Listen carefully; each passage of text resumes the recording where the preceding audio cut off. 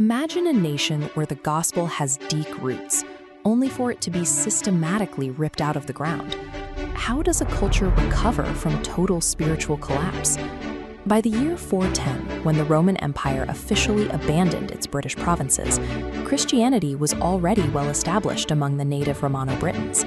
They had thriving local communities and a functioning church structure.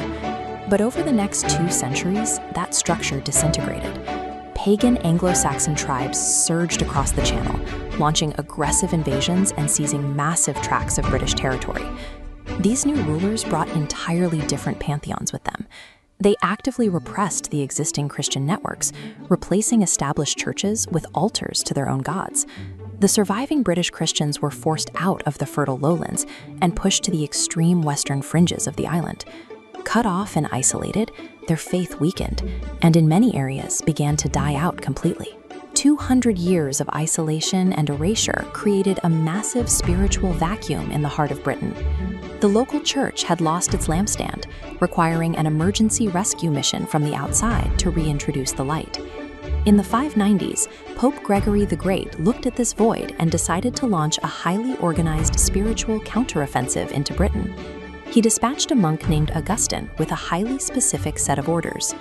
Augustine was to land in Kent in the south of Britain and target the absolute top of the societal pyramid. The strategy yielded immediate dividends. Augustine successfully won the favor of the regional ruler, King Ethelbert, securing royal protection for his mission. With the king's backing, Augustine established a massive institutional footprint.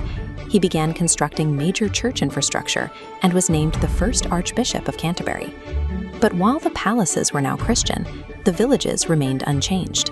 Decades after Augustine's arrival, the vast majority of the Anglo-Saxon population continued to follow their ancestral pagan customs, untouched by the religion of the court.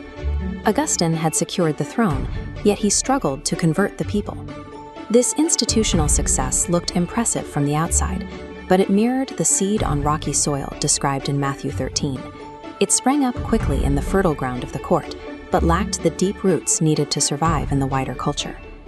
Meanwhile, a different approach was taking shape in the north. In 563 AD, decades before Augustine arrived in Kent, the geographic focus shifts to the harsh, wind-swept west coast of Scotland. An Irish monk named Columba landed here on the remote island of Iona.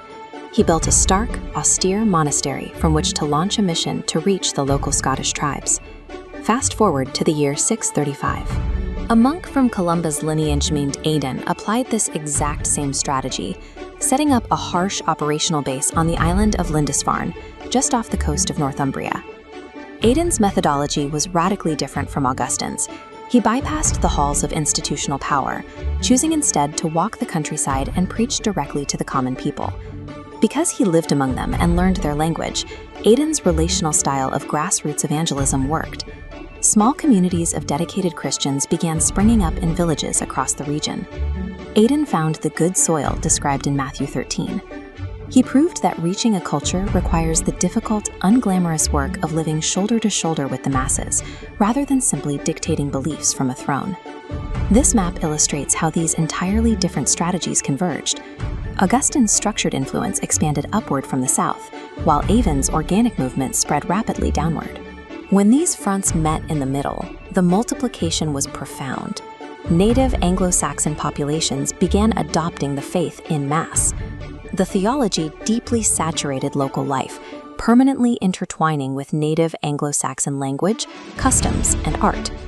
This integration eventually reordered the Anglo-Saxon village.